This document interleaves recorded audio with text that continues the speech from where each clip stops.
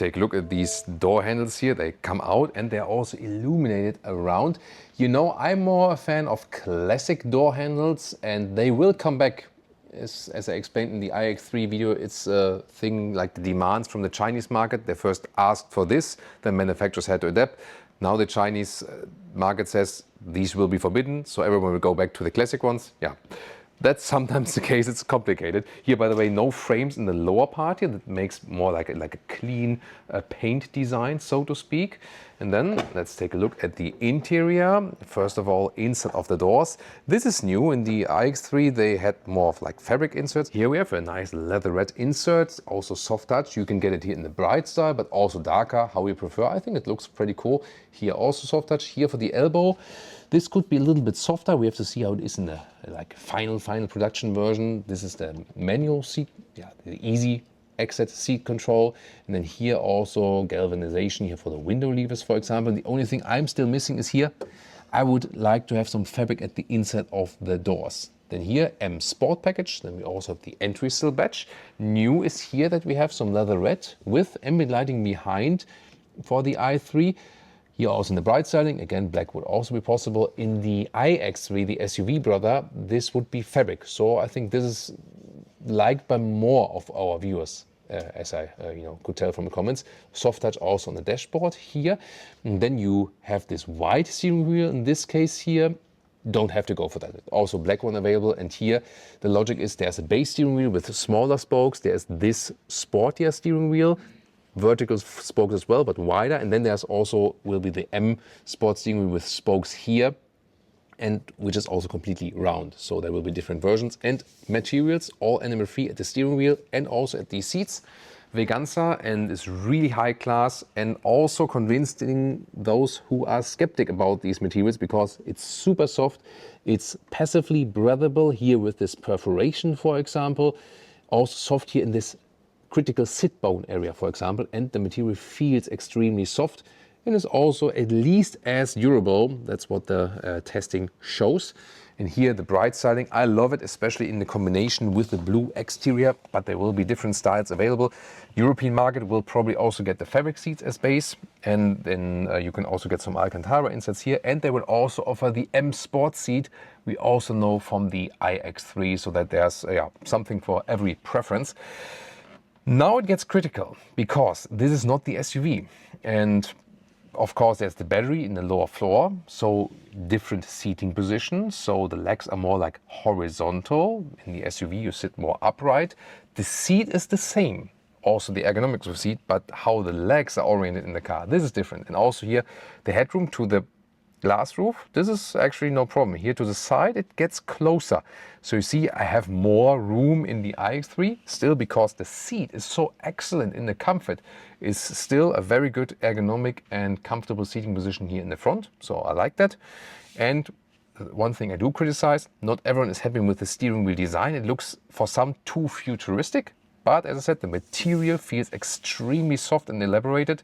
Here also the grip for the thumbs, this is very good. You have a great grip and you teach people to drive 3 o'clock, 9 o'clock position. That's a good thing. Hashtag capacitive BS. However, the buttons here, I don't like the buttons really. You do have plus, minus and so on. At least they're illuminated. You don't really miss them. But still, I'm not the biggest fan of these buttons. So yeah, like always, that's why we're here to give you all the pros and cons. And this, by the way, here, the manual adjustment in and out for the steering wheel. Welcome to the cockpit of the BMW i3 here, the new generation. We also see this large screen, which is similar to the iX3, yes, but this one here is lent 3 degrees more towards the driver, because the message is, okay, 3 Series, more driver focused. Yeah, I mean, why not? Here, by the way, really nice that they have, instead of the fabric in the iX3, the leatherette also shining through with the ambient lighting. So it's quite cool. Also here at the dashboard. And there is this one layer with the large screen where you can control everything. And then you have the panoramic vision in the front, which is really going from left to right all the way. You can also individualize that completely, plus a possible head-up display. Then we have here, these are the comfort seats, as I said. And this, by the way, in the M Sport pack in standard, the top part here would be in microfiber. And then once again here, the perforated leatherette. And in the M Sport seat, you would have microfiber here on the outsides each. And this lower area is a little bit tighter. And these bolts, so you can also adjust in both seats actually. So that is also possible. And the head restraints are also adjustable in both seat versions. It will be very interesting to take a look at that in the configurator, definitely. It is always a question needed, does the screen need to be like in this very shape? But they want to have something really unique when people look at it, say, okay, this is like the new BMW electric platform. At least this one they definitely achieved. Gotta discuss about the form of the steering wheel. I'm not the biggest fan visually, I have to say. Maybe I would even go with the base steering wheel. A lot will go with the M Sport because it's like rounder and also has the spokes right here. And then here there's like the middle air vents. You control them from the menu, and then down in the bottom you have the new inductive charging pad. This is like the magnetic holder that really sticks into its place, ventilated all the way around, right side not for charging, and here adaptive cup holders. This is to put in the gears, back for drive, front for reverse. Here you still have a manual volume jog as well. And here for your elbow, I'm not sure if that's the final thing. I think it should be a little bit softer here on the top part. And you can also lift that up. And then you have two USB-C chargers right there. Some rubber pad in the lower part. 12-volt charger and well, power supply here. You know, in the iX3 you had the two USB-C sockets there on the top next to the inductive charging pad. What is better is up for discussion. If you put your smartphones here and connect them with the cable, which I usually recommend, it's at least like hidden and you have like a very clean atmosphere here. So what is the main difference to the iX3? Basically the seating position, because here like your legs are more horizontal. Again, seat ergonomics the same, but of course the iX3 you have this more upright seating position, so it would be more comfortable to me, especially if you're a little bit taller. When you don't have very long legs, it might not be the biggest difference. And of course, we are also going to talk about the difference to the Mercedes CLA, which has the same problem, so to speak, because the battery is in the lower floor, you know, and then the floor gets higher.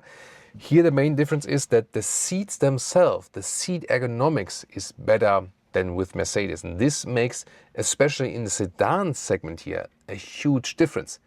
But then again, also the CLA has some unique things, which you can also check out later. If you have finished this review, we of course already drove the CLA, and you can also compare that later on if you're really interested. And then here the driver POV.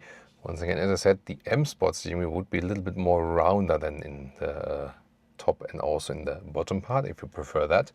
Then here, far focus to the panoramic vision. And this is here the optional head-up display. So this will be then projected into the windscreen. So you can easily go without the head-up display here, but you could also pick one. And here then either all the information on the panoramic vision, or you can also leave the right and the middle part completely blank. So yeah, like you prefer.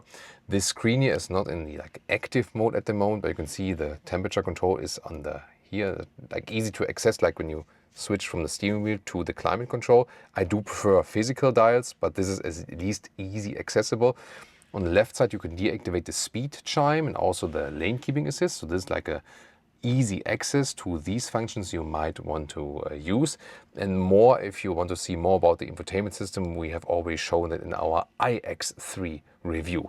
Here, by the way, you can see a little bit of the ambient lighting shining through here. And yeah, I do prefer the leatherette dashboard solution here in comparison to the fabric use in the iX3. Now it gets really exciting, because you knew from the Mercedes CLA, they always have the problem in the electric sedans that the floor is kind of high and then there's not so much room for legs, for headroom, and so on and so on. But first start with the inside of the doors. Also at the rear here with the leatherette surface, really nice in the structure here as well. By the way, the door handles here, they are electric, yes, but if you would pull them further, it's also the failsafe, the manual failsafe, which is a great idea, because always when manufacturers do it that way, that the electric button and the manual failsafe is at a different direction. In case of an emergency, you might not find it. But here you know, it's that place, and it will be the same place should there be the unrealistic case that it fails. And if it happens, it's still at the same place. A lot of space here actually here for the inside of the doors. Once again, I would wish some fabric there. maybe my wishes will be heard until further development. I hope so. And then the same cool design with the white Veganza here in the rear, also very plush. Once again, also the sit bone area here, the Isofix, they're hidden behind that. It's a nice cover. As for that, you can also adjust the angle of the seats to have like more a cargo position, or then here leant back all the way. And now it gets even more exciting. Oh, by the way, here in the lower part, USB-C charging and also the separate climate unit in the rear. So we have an even floor, yes, but the SUV always has the advantage that it builds higher. And here for my feet, I would need to put the seat a little bit higher, that my feet could fit a little bit better under the seat. So that would be one thing definitely. And then we do have the same problem like in the, yeah, Leah is already making fun of me and she can, and you can as well, you know. Because here, like my feet are quite high and then I have this strange angle here. So it's the same problem like we have in the Mercedes CLA. Yeah, the I think only Porsche solved that in the Taycan, building these foot garages into the battery housing. But that's so complicated, and you also waste then space for the space of the battery. So it's pro and con definitely. As for the length here for the legroom, I mean, it still works for toy adults, yes. And I think for me the solution would be if the driver in the front maybe would raise the seat a little bit. I could put my feet under there a little bit better, and then I could maybe also fit into this recess here. But there, of course, the SUV building style from the iX3 has an advantage. Then to this fixed glass roof, there's still some headroom left. Yeah, I wouldn't move too far to the side here. I think that's still okay. Not too much, but still works. There will also, as the base version, be a version available with a just fixed roof without the glass roof. And here the glass roof itself, it has like a UV protection layer and also a heat reduction layer that is inbuilt in this one. It cannot change the color or something like that. It will always be like this. And if you live like in one of the hottest states, then probably just go with a fixed roof, because even with the protection layers, it will still always be a little bit hotter here on the inside. So the thing is, limit due to the battery in the lower floor and like how my legs are in the vehicle, but the seating itself from the ergonomics and the materials, once again, is really nice, and also when you lean back and so on.